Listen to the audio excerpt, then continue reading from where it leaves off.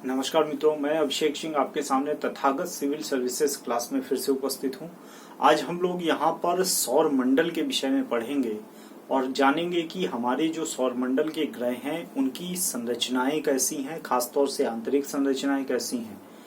और दूसरी चीज ये है कि उनके जो से संबंधित जो छोटे छोटे प्रश्न आते हैं उनको भी यहीं पर सॉल्व करते हुए चलेंगे। इससे पहले हम लोगों ने ब्रह्मांड के विषय में, ब्रह्मांड की उत्पत्ति के विषय में, बिग बैंग थ्योरी के विषय में, आकाशगंगा, तारे, सूर्य इत्यादि से संबंधित सारे विषय पढ़ लिए थे।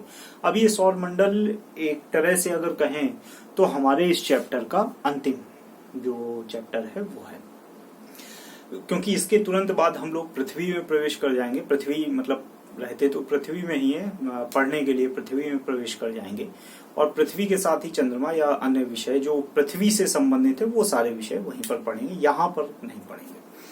तो आइए इस विषय को शुरू करते हैं कि हमारा सौर मंडल कैसा है। देखिए, सबसे पहले अगर हम सौर मंडल की बात करें तो सौर मंडल क्या है। सौर मंडल हमारी आकाशगंगा के केंद्र में जो तारों का एक स्वरूप होता है, तारों की जो अपनी एक परिवार जिसे कहें, तारों का प्रत्येक तारे का अपना एक परिवार होता है, जिसमें वो तारा तो मुख्य रूप से होता ही होता है, वो केंद्र में होता है। कोई भी तारा अपने सौर मंडल के केंद्र में होता है।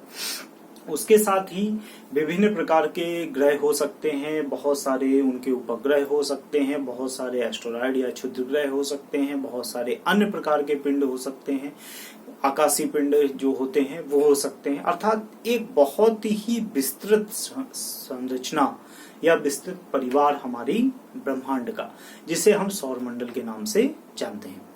तो हमारा जो सूर्य है उसका भी अपना सौर मंडल है जहां हम निवास करते हैं, अर्थात हम भी अपने सूर्य के सौर मंडल के सदस्य हैं।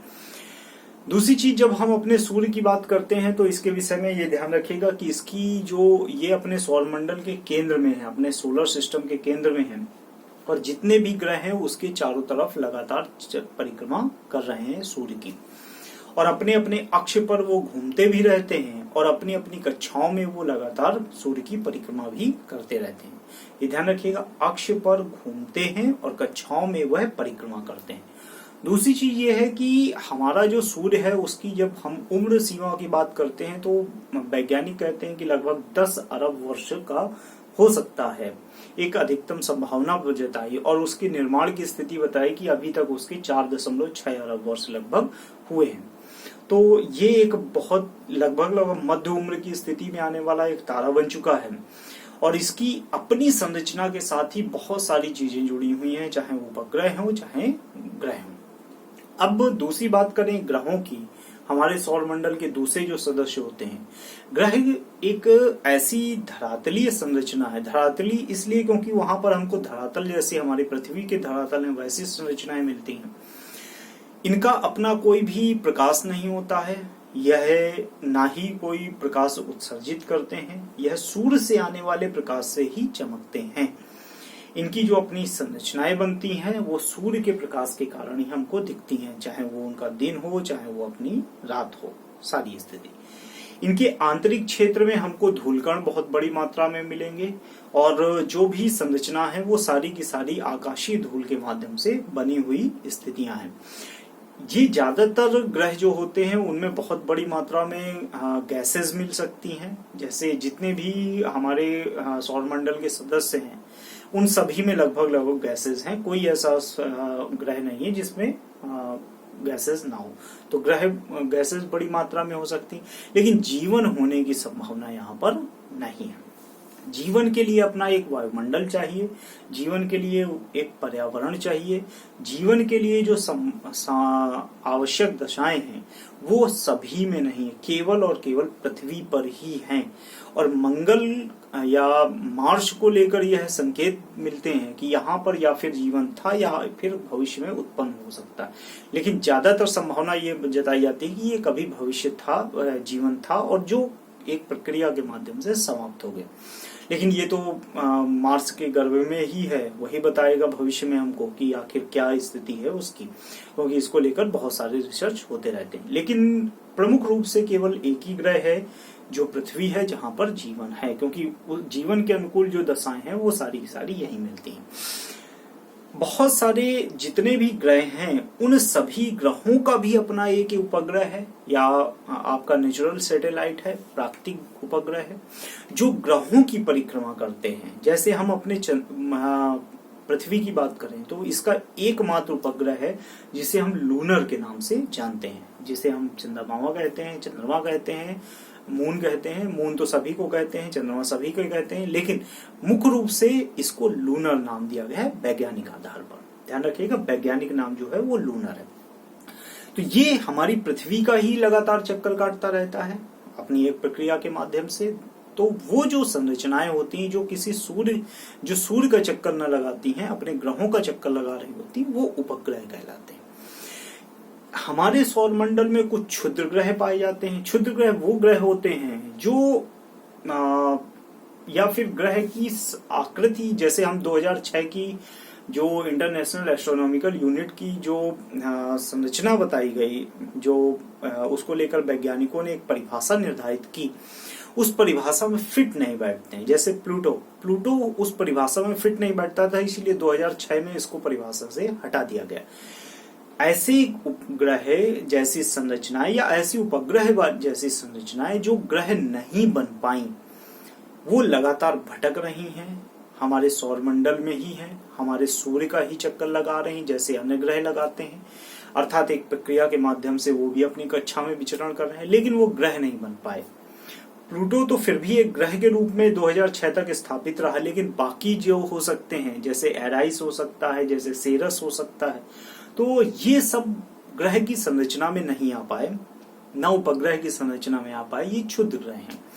तो उसके अतिरिक्त भी स्थितियां हैं उल्कापिंड जैसी होती हैं, जो छोटे टुकड़े होते हैं जो हमारी पूरे ब्रह्मांड में या सौर मंडल में विचरण करते रहते हैं।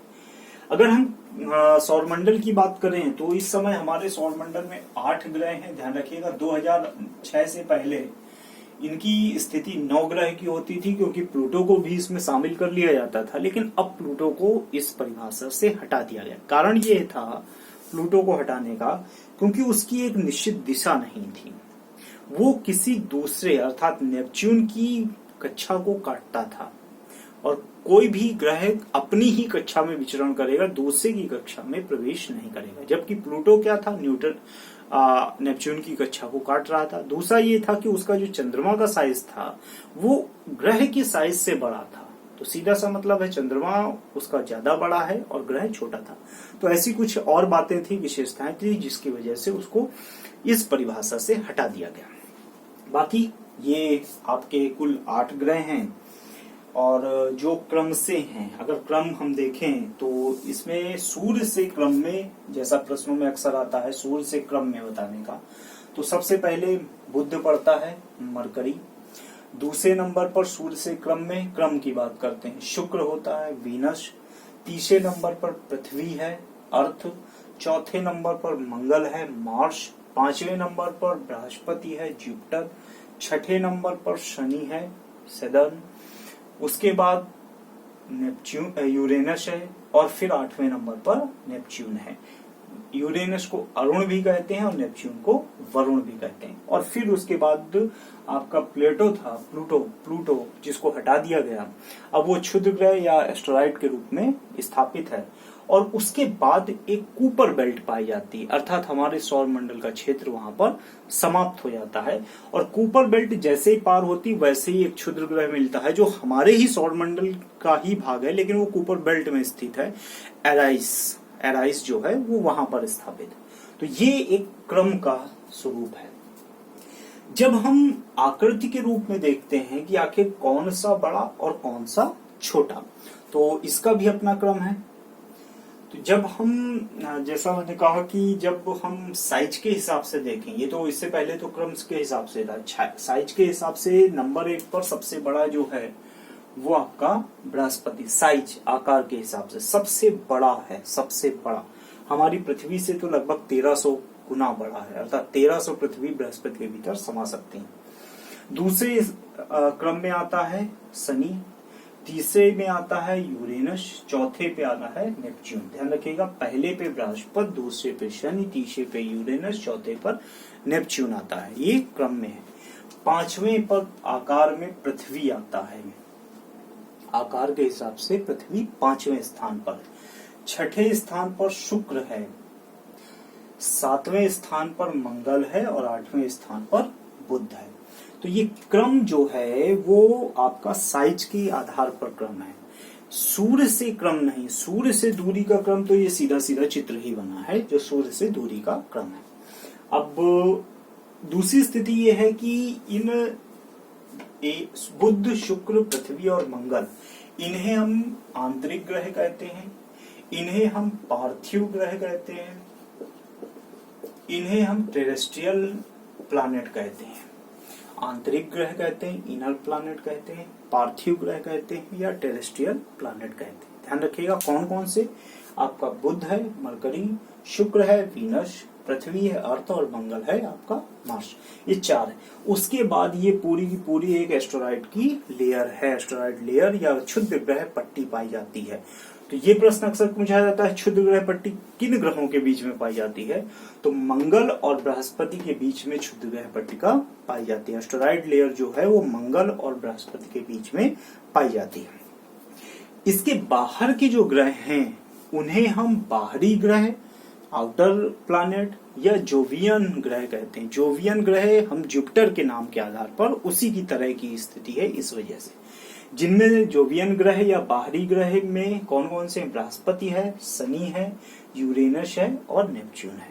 ये 4 ग्रह जो हैं वो बाहरी ग्रह कहलाते हैं जो क्षुद्र ग्रह पट्टी के उदाहरण। क्षुद्र ग्रह पट्टी मंगल और बृहस्पति के बीच में। इन्हें पार्थिव ग्रह क्यों कहते हैं, इन्हें जोवियन ग्रह क्यों कहते हैं, ये भी साधारण शब्दों में समझ लीजिए। देखिए पार्थिव ग्रह, पहली बात तो ये सूर्य से नजदीक है। दूसरी स्थिति यह है कि ये सूर्य की टेरेस्ट्रियल या क्षेत्रीय संरचना में सीधे पहुंचते हैं और सीधे पहुंचने का एक स्वरूप ये है कि सूर्य के भीतर जो सोलर विंड चलती हैं, सोलर विंड का प्रभाव इन तीनों में साफ साफ दिखाई पड़ता है। इसी कारण, कैसे दिखाई पड़ता है? इसी कारण हमारे बुध, शुक्र, पृथ्वी और मंगल में बहुत अधिक धूल नहीं पाई जाती है, क्योंकि ये सोलर विंड का ही प्रभाव है कि यहाँ की धूल उड़ जाती है, अंतरिक्ष में चली जाती है, गायब हो जाती है। दूसरी चीज, मंगल में आपने अगर फिल्मों में देखा हो या कहीं देखा हो तो मंगल में बहुत धूल भरी आंधियां चलती हैं।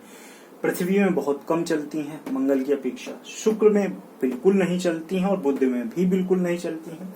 लेकिन जब बृहस्पति में आते हैं तो हद से ज्यादा, इतनी बड़ी बड़ी धूल भरी आंधियां चलती हैं बृहस्पति में कि कोई आंधी, अगर कोई तूफान प्रारंभ हुआ तो वह 1 वर्ष से लेकर कई 100 वर्ष तक चलता रह सकता है, अर्थात एक ही तूफान लगातार, और धूल भरा होगा। जोवियन ग्रह जो हैं वो सूर्य के प्रभाव से काफी दूर हैं, यहाँ सोलर विंड नहीं पहुंचती, इसलिए इनमें धूल बहुत ज्यादा है। दूसरी चीज, यहाँ का टेम्परेचर कम है सभी ग्रहों का, जबकि आंतरिक क्षेत्र के ग्रहों का टेम्परेचर ज्यादा है, यहाँ के टेम्परेचर कम है। यहाँ तक कि जब हम प्लेटो तक आते हैं, प्लूटो तक, तो ये जमा हुआ दिखाई पड़ता है, ये तो पूरी तरह से जमा हुआ। तो ये जोवियन और पार्थिव में थोड़ा सा अंतर है, इसे ध्यान रखिएगा। आते हैं इन क्रमों में, ध्यान रखिएगा। बुध की बात करें तो हमारे सूर्य के सबसे नजदीक का ग्रह जो है वो है बुध। इसका जो टेम्परेचर है वो बहुत ज्यादा हाई टेम्परेचर है, हाई टेम्परेचर से लेकर लो टेम्परेचर। बुध का जो क्षेत्र सूर्य की दिशा में पड़ता है वो टेम्परेचर 420 डिग्री सेल्सियस से लेकर 580 डिग्री सेल्सियस तक जाता है, अर्थात बहुत ज्यादा टेम्परेचर। लेकिन जो बुध का दूसरी तरफ का टेम्परेचर होता है, जो सूर्य की सामने स्थिति में नहीं होता है, वहां का टेम्परेचर बहुत कम, अर्थात -150 डिग्री सेल्सियस तक होता। अर्थात अगर आपसे प्रश्न पूछता है कि सबसे अधिक तापमान का अंतर किस ग्रह में पाया जाता है, तो बुध में पाया जाता है कि -150 से लेकर 420 डिग्री सेल्सियस तक भी मान लें केवल, तो लगभग 500 डिग्री सेल्सियस का अंतर एक ही दिन में पाया जा सकता है। इसका जो घूर्णन अपने अक्ष पर, अपने एक्सिस पर घूमने की स्थिति है वो 88 दिनों की है, अर्थात हमारी पृथ्वी का एक दिन, इसका 88 दिन की सिमिलरिटी, इसका एक दिन हमारी पृथ्वी के 88 दिनों के बराबर होता है। अपने अक्ष पर ये बहुत धीमे घूमता है। लेकिन इसकी जो रेवोल्यूशन पीरियड होती है, घूर्णन काल होता है, सॉरी परिक्रमा काल होता है, वो 69 डेज है, 69 दिन है। अर्थात यह बहुत तेजी से सूर्य की परिक्रमा करता है।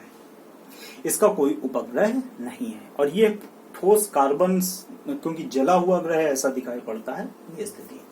दूसरा है शुक्र, वीनस।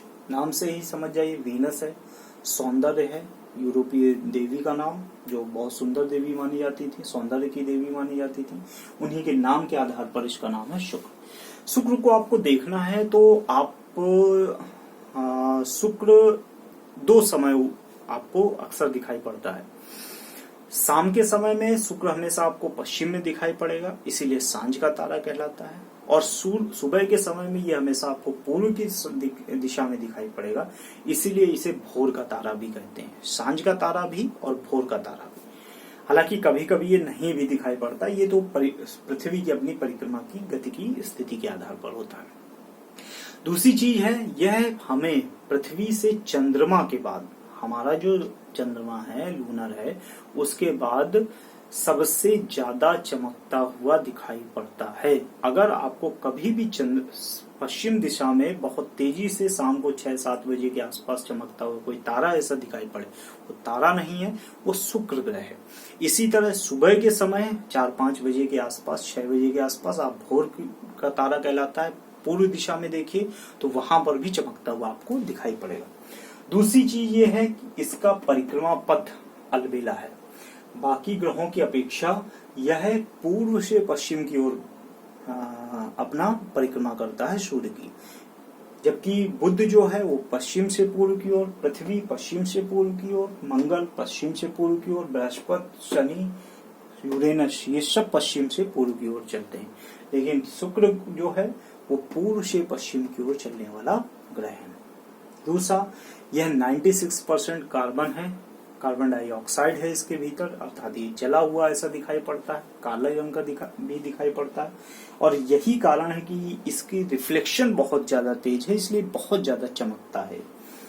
इसका जो टेम्परेचर है वो 500 डिग्री सेल्सियस तक पहुंच जाता है, 0 डिग्री से लेकर 500 डिग्री सेल्सियस तक पहुंच जाता है, अर्थात इसमें भी बहुत ज्यादा अंतर है। इसका जो घूर्णन काल है 243 दिन है, 243 डेज, और जो परिक्रमा काल है सूर्य के परिक्रमा में, अपनी कक्षा में, अपने ऑर्बिट में, वो 224.7 दिन का है। ये प्रश्न भी पूछा जाता है कि निम्नलिखित में से किस ग्रह का परिक्रमा और घूर्णन काल लगभग बराबर है, तो ध्यान रखिएगा शुक्र है, 243 दिन का है, 224.7 दिन का है। दूसरी सबसे बड़ी चीज, एक प्रश्न बहुत पूछा जाता है सौंदर्य के अलावा, कि पृथ्वी की जुड़वा बहन किसे कहा जाता है, तो हमेशा ध्यान रखिएगा शुक्र को पृथ्वी की जुड़वा बहन कहा जाता है। कारण ये है कि इसकी आकार, इसका जो आकार है वो बिल्कुल पृथ्वी के बराबर है, बहुत कम अंतर है, थोड़ा सा बहुत अंतर है, बहुत थोड़ा से छोटा है ये बस, नहीं तो बिल्कुल पृथ्वी के बराबर है। इसीलिए इसे पृथ्वी की जुड़वा बहन या जुड़वा ग्रह भी कहा जाता है, ट्विन प्लैनेट भी कहा जाता है, ये भी ध्यान रखिए। पृथ्वी हम लोग डिटेल से पढ़ेंगे, ये ध्यान रखिए, बाकी ये तो पूरा पढ़ने वाला है। मंगल पे आते हैं। मंगल पृथ्वी की तरह के वायुमंडल वाला एकमात्र ग्रह है, क्योंकि यहाँ यही एकमात्र ग्रह है जहां पर पृथ्वी की तरह का वायुमंडल विद्यमान हमको दिखाई पड़ता है, हालांकि पूरी तरह से नहीं, लगभग। दूसरी चीज ये है कि इसका जो परिक्रमा काल है वो 687 डेज का है, अर्थात सूर्य की जो परिक्रमा करता है वो लगभग 687 दिनों में यह पूरी करता है। अच्छा, शुक्र ग्रह का कोई उपग्रह नहीं, ध्यान रखिएगा। उपग्रह पृथ्वी से शुरू होते हैं, पृथ्वी का एक उपग्रह है।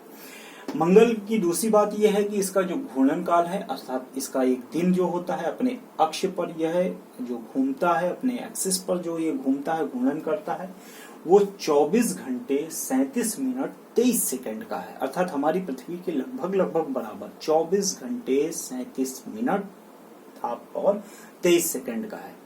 ध्यान रखिएगा, 24 घंटे 37 मिनट और 23 सेकंड का। इसकी एक और विशेषता है, जैसे हमारी पृथ्वी 23.5 डिग्री झुकी हुई है, वैसे ही यह 23 डिग्री 59 मिनट झुका हुआ है अपने एक्सिस से। यह 23 डिग्री 59 मिनट झुका हुआ, अर्थात जैसी हमारी पृथ्वी है 23 डिग्री 30 सेकंड की स्थिति में, वैसे ही ये भी झुका हुआ है। अर्थात इसकी जो झुकाव की स्थिति है ये भी पृथ्वी के सदृश ही मिलती। मंगल के दो उपग्रह मिलते हैं, एक का नाम है फोबोस और दूसरे का नाम है डीमोस। मंगल के दो उपग्रह हैं, एक का नाम है फोबोस और दूसरा है डीमोस। राक्षसों के प्रकार के नाम हैं, क्योंकि ये जो पुराने यूनानी ग्रीक कल्चर के जो राक्षस थे उनके नाम है, और ये कुछ भयंकर ऐसे ही मंगल पर दिखाई भी पड़ते हैं, क्योंकि दोनों एक साथ नजर आ जाते हैं, और जब दोनों एक साथ नजर आएंगे तो बहुत अजीबोगरीब स्थितियां दिखाई पड़ती हैं। इसलिए फोबोस डीमोस राक्षसों के प्रकार के नाम इनके रखे गए। दूसरी चीज ये है कि मंगल पर निक्स ओलंपिया, हमारे सौर मंडल का सबसे ऊंचा पर्वत श्रृंखला जो है वो मंगल ग्रह में ही पाई जाती है, जिसका नाम है निक्स ओलंपिया। उसको नाम दिया गया है निक्स ओलंपिया।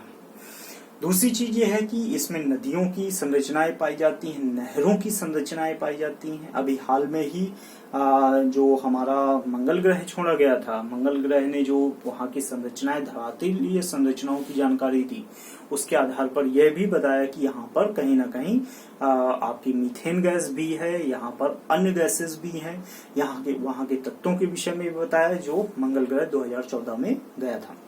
तो इसका मतलब है यहाँ मीथेन गैस होने का मतलब है जीवन की संभावना यहाँ पर बनी हुई, क्योंकि मीथेन तो आप जानते ही होंगे, मीथेन एक ऐसी गैस है जो उन्हीं क्षेत्रों में हो सकती है जहां पर कोई चीज सड़ रही होती है, अन्यथा कहीं पर मीथेन नहीं हो सकती। दलदल के क्षेत्रों में हो सकती है, क्योंकि वहां वनस्पति सड़ रही होती, या किसी धरातल में दबी हुई ऐसी स्थितियां होती हैं जहां से हमको मीथेन निकलती हुई दिखाई पड़ती है। कारण मीथेन उन्हीं क्षेत्रों से उत्सर्जित होती है जहां पर कोई चीज सड़ रही होती है, उस सड़न से पैदा होने वाली गैस। इसका मतलब है मीथेन होने का मतलब है यहाँ पर कोई चीज सड़ रही है मंगल ग्रह पर। सीधा सा मतलब है कि यहाँ पर निश्चित है कि कोई ना जीवन रहा होगा। इसके साथ ही ये भी है कि मंगल ग्रह को लेकर दौड़ लगी हुई है कि मंगल पर कौन पहले पहुंचे। मंगल पर अमेरिका पहला देश है जो पहुंच गया, उसके कई सारे रोबोट्स हैं जो लगातार काम करते रहे, और लगातार काम करने का मतलब ये है कि अभी हाल में ही वो 2023 में उसने ये घोषणा भी की है कि 2023-24 में वो मानव मिशन भेजेगा मंगल पर। इसके साथ ही भारत भी तैयार है जो मंगलयान भेज रहा है, और मंगलयान फर्स्ट तो लॉन्च हो चुका 2014 में, उसकी उम्र भी पूरी हो गई। अब 2023 तक भारत भी मंगलयान भेजेगा, जैसी संभावना है 2022 में भेजेगा। तो ये भी स्थिति। अगर हम मंगल के भेजे गए विभिन्न प्रकार के जो भी आपके सैटेलाइट की बात करें जो पृथ्वी से गए, तो अमेरिका पहला देश रहा है जिसने मंगल पर पहुंचने में सफलता प्राप्त की थी। वाइकिंग नाम का एक सैटेलाइट इन्होंने भेजा था। इसके साथ ही क्यूरोसिटी रोवर बड़ा फेमस है जो आर्टिफिशियल इंटेलिजेंस पर भी कार्य करता है, नासा का ही है। मंगलयान जो भारत का है जो 2014 में पहुंचा, ध्यान रखिएगा। इसके अतिरिक्त अब फिर से दौड़ है चाइना, यूरोपीय एजेंसीज, और भारत एशिया का पहला देश है जो मंगल ग्रह तक पहुंच पाया है। इसके अतिरिक्त कोई अन्य नहीं पहुंच पाया। तो रेस इस ग्रह पर पहुंचने की लगी हुई है। साथ में ही जैसे स्पेस एक्स कंपनी है, बहुत फेमस कंपनी है, उन्होंने ये तय किया है कि वह 2030 तक मंगल तक पर्यटक भेजने की व्यवस्था करेगा, अर्थात वहां पर कॉलोनी बनाएगा, और 2050 तक वो कॉलोनी पूरी कर लेगा, और 2030 के बाद वो कभी भी पर्यटक भेजना प्रारंभ कर देगा। तो इसका मतलब है मंगल हमारा अगला पर्यटक स्थल भी होने वाला है भविष्य का। तो ये आंतरिक ग्रह हैं। उसके बाद ये क्षुद्र ग्रह पट्टी है। क्षुद्र ग्रह पट्टी में बहुत सारे छोटे छोटे आपके एस्टेरॉइड हैं, जिसमें पलास फेमस है, जाइनिस दूसरा फेमस है, बेस्टॉस, सेरस। तो ये नाम ध्यान रखिएगा, जैसे पलास पर प्रश्न आ चुका है, जाइनिस पर प्रश्न आ चुका है, बेस्टॉस पर आ चुका है, सेरस पर तो बहुत ही ज्यादा आ चुका है, क्योंकि सबसे बड़ा क्षुद्र ग्रह सेरस ही है। तो सबसे बड़ा क्षुद्र ग्रह अगर प्रश्न आता है तो सेरस है, ये ध्यान रखिएगा। इसके बाद का जो ग्रह है वो है बृहस्पति, जुपिटर।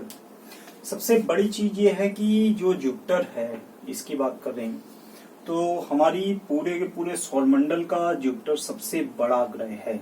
हमारी पृथ्वी से लगभग 1312 गुना बड़ा है। ये ध्यान रखिएगा, हमारी पृथ्वी से लगभग 1312 गुना बड़ा ग्रह है। दूसरी चीज ये है कि इसका जो परिक्रमा पथ है, परिक्रमा काल है, तो वो बहुत बड़ा है, जो 11.86 दिन का है। वर्ष का है। हमारी पृथ्वी के 11.86 वर्ष बृहस्पति का एक वर्ष होगा। हमारी पृथ्वी के सदृश 11.86 वर्ष के बराबर की स्थिति है। इसका जो अपनी अक्ष पर घूर्णन काल है, अपनी अक्ष पर ये घूर्णन करता है, घूर्णन करने का जो समय है वो है 9 घंटे 50 मिनट और 30 सेकंड। ये ध्यान रखिएगा, 9 घंटे 50 मिनट और 30 सेकंड का इसका अपना घूर्णन काल है, जो अपने अक्ष पर ये घूमता है। तो कहीं कहीं 9 घंटे 56 मिनट भी मिल जाता है। और बृहस्पति की खोज जो की थी वो गैलीलियो के द्वारा की गई थी, ये भी ध्यान रखिए। तो ये चीज ध्यान रखिएगा, 9 घंटे 56 मिनट भी कहीं कहीं मिलता है, कहीं कहीं 50 मिनट भी मिल जाता है। दूसरी चीज ये है कि ये एक ऐसा ग्रह है जो जिसको हम मास्टर ऑफ गॉड्स कह सकते हैं। ध्यान रखिएगा, इस उपग्रह को मास्टर ऑफ गॉड्स कहा जाता है, क्योंकि इसका अपना एक छोटा सा सौर मंडल ही है पूरा का पूरा। ऐसा हमको दिखाई पड़ता है कि ये एक छोटा सा सौर मंडल खुद का अपना इसका है। क्यों है ऐसा? इसका कारण ये है कि ये सूर्य से जो ऊर्जा प्राप्त करता है, प्रकाश जो सूर्य का यहाँ पर पहुंचता है, उससे करीब 3 गुना, दुगना, 2 गुना से 3 गुना तक अधिक प्रकाश ये उत्सर्जित कर देता है। अर्थात ये एक ऐसा मात्र ग्रह है जो प्रकाश भी उत्सर्जित करता है। सूर्य से जितना प्राप्त करता है उसका 2 गुना 3 गुना प्रकाश उत्सर्जित करता है। इसीलिए इसको मास्टर ऑफ गॉड्स भी कहा जाता है, और साथ में इसको छोटा सौर मंडल भी कह सकते हैं। दूसरी चीज ये है कि इसके लगभग 64 उपग्रह अभी तक ज्ञात हैं और आगे ज्ञात होने की संभावना भी है, जिनमें गैनीमेड है। गैनीमेड जो पूरे के पूरे सौर मंडल का सबसे बड़ा उपग्रह है। ध्यान रखिएगा, गैनीमेड जो है वो पूरे के पूरे सौर मंडल का सबसे बड़ा उपग्रह है। ये ध्यान रखिएगा, जो बृहस्पति का उपग्रह है। गैनीमेड है, कैलिस्को है, यूरोपा है, लो है, इस तरह से लगभग 64 उपग्रह इसके पाए जाते हैं। हालांकि वो अलग बात है कि अब दूसरे स्थान पर उपग्रहों की संख्या में। दूसरी चीज ये है कि यह एक ऐसा ग्रह है जो रेडियो फ्रिक्वेंसी छोड़ता है। रेडिएशन बहुत बड़ी मात्रा में ये उत्सर्जित करता है, तो इसकी अपनी एक विशेषता है। चौथी सबसे बड़ी विशेषता इसकी ये है कि यह पीले रंग का दिखाई पड़ता है हमको। ये पीले रंग का, इसमें मीथेन है, इसमें हीलियम है, इसमें अमोनिया है, इसमें अन्य बहुत सारी गैसेस पाई जाती हैं, जिसकी वजह से इसका जो बाहरी ढांचा दिखाई पड़ता है वो पीले रंग का दिखाई पड़ता है। इसीलिए आप इसके अगर चित्र देखेंगे तो अक्सर आपको पीले रंग का दिखाई पड़ेगा।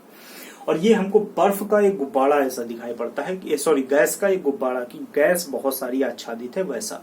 दूसरी चीज ये है कि ये भी ध्यान रखिएगा, इस पर भी वलय हैं जो हमको बिल्कुल नहीं दिखाई पड़ते, क्योंकि केवल हमको शनि के वलय ही दिखाई पड़ते हैं। लेकिन इसके वलय गैस के बने हुए हैं, जबकि शनि के वलय धूल मिट्टी के बने हुए हैं, और गैस के बने होने की वजह से वो हमको दिखाई ही नहीं पड़ते हैं। ये भी ध्यान रखिएगा। और सबसे बड़ी चीज, ये सब ऐसा ग्रह है जहां पर नासा के द्वारा 2011 में एक उपग्रह छोड़ा गया, सैटेलाइट जूनो जिसका नाम था। और जूनो मानव निर्मित पहली मशीन थी जिसने सबसे तेज रफ्तार में कोई दूरी तय की थी। जूनो जब बृहस्पति के वायुमंडलीय क्षेत्र में प्रवेश कर रहा था, उस समय उसकी रफ्तार 2,50,000 किलोमीटर प्रति घंटे की हो गई थी।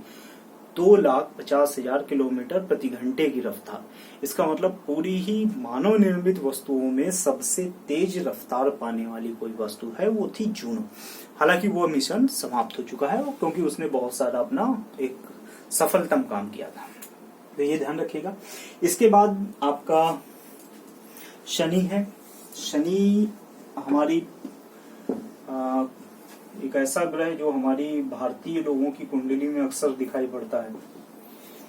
और दूसरी चीज ये है कि हमारी अलग पूरी संरचना दिखाई पड़ती है। इसमें अपने 3 वलय हैं जो धूल के कणों से बने हुए हैं, इसलिए वो साफ प्रदर्शित होते हैं।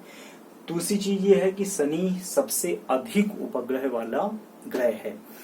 शनि अभी 2019 में शनि के 20 उपग्रह खोजे गए और उसके बाद शनि के उपग्रहों की संख्या लगभग 84 हो गई है।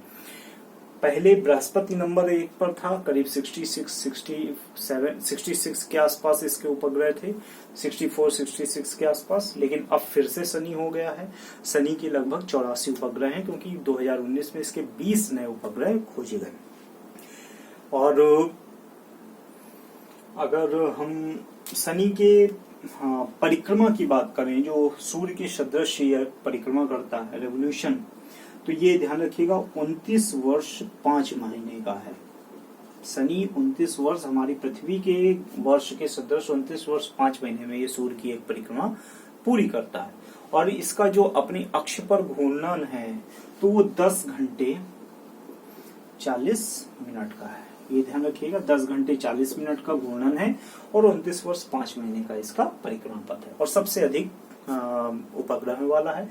इसके भी वायुमंडल में मीथेन भी मौजूद है और दूसरी चीज है अमोनिया भी है। अब ये भविष्य की स्थितियां होंगी कि मीथेन की स्थिति यहाँ कैसे।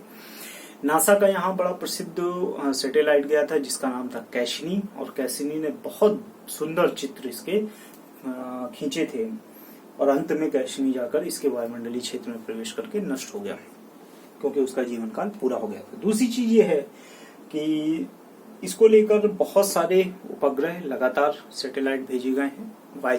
वाइजर तो पृथ्वी से चला हुआ एक ऐसा सैटेलाइट था जो पूरे अंतरिक्ष को पार कर गया और उसी ने इसके छल्लों की खोज की थी, ये भी ध्यान रखिएगा।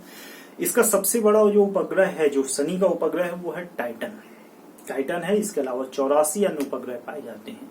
टाइटन एक सोने की तरह की संरचना है जिसमें गोल्ड बहुत पाया जाता है, जैसा वैज्ञानिक बनाते हैं। इसके बाद जो अगला है वो है यूरेनस। ध्यान रखिएगा, यूरेनस इसकी खोज हर्शल ने की थी। यूरेनस की खोज हर्शल ने की थी, ये भी ध्यान रखिए। और यूरेनस में भी हमको छल्ले द्वीप पाए जाते हैं। ये भी लगभग आपके 20 से ज्यादा उपग्रह इसके पास भी हैं। साथ में ही इसका जो परिक्रमा अवधि है लगभग 84 वर्षों की है। 84.1 वर्ष की इसकी परिक्रमा अवधि है, ये भी ध्यान रखिएगा। और इसका जो घूर्णन काल है वो करीब 11 घंटे का है।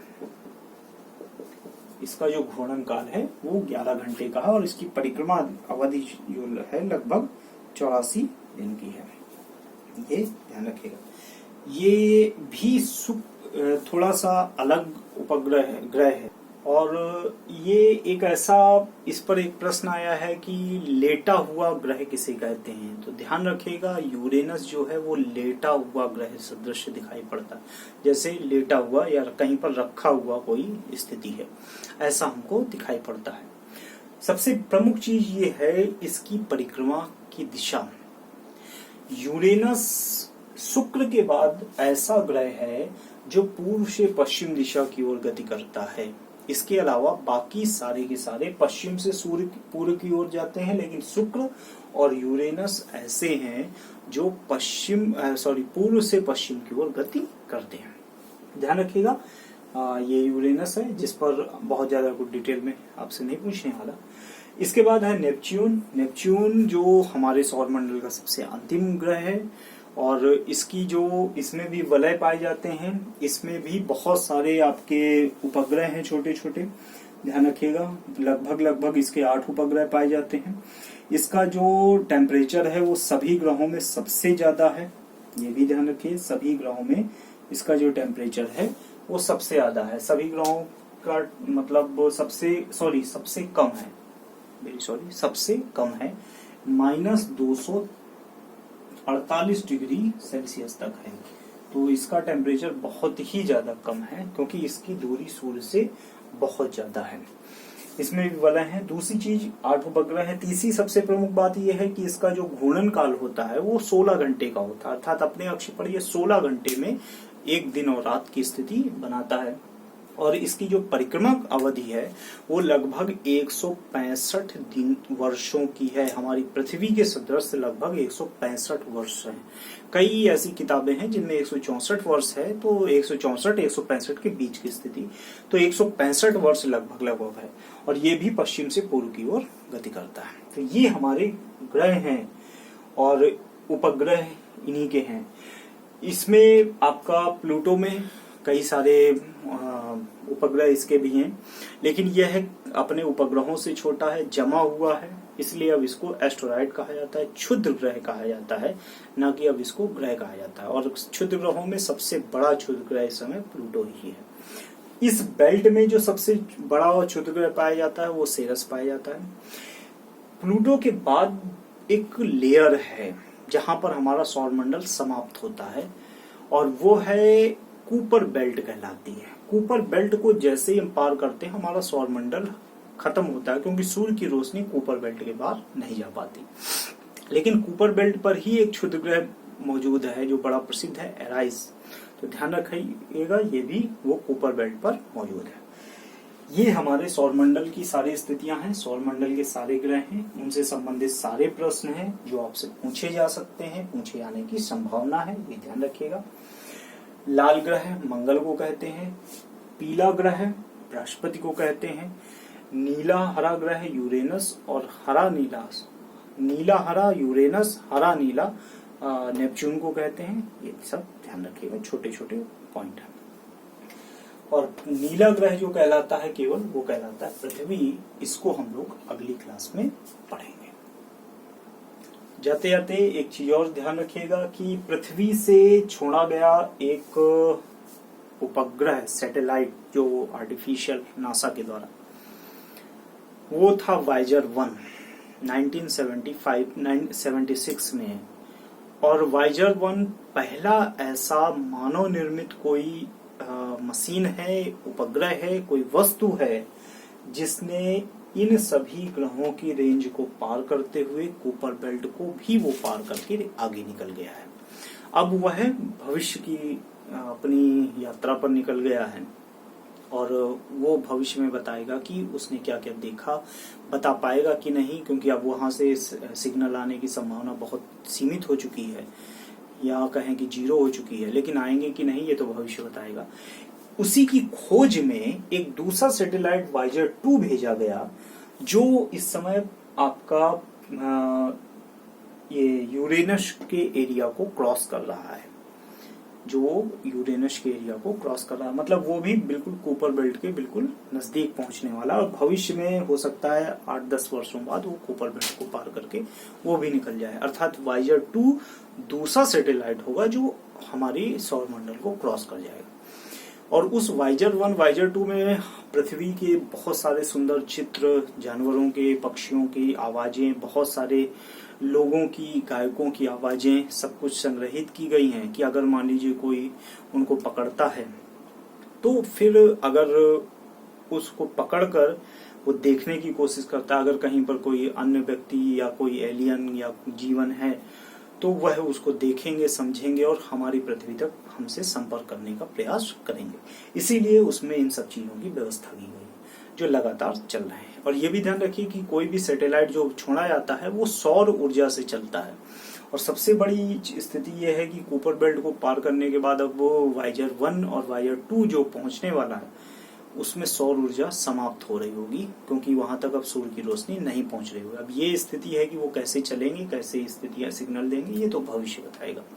ठीक है मित्रों, तो ये सौर मंडल से संबंधित सारे प्रश्न हैं, सारी चीजें हैं। इसके बाद हम पृथ्वी के हिस्से में या मुख्य रूप से जो ज्योग्राफी में पूछा जाता है उसमें प्रवेश करेंगे। बहुत बहुत धन्यवाद।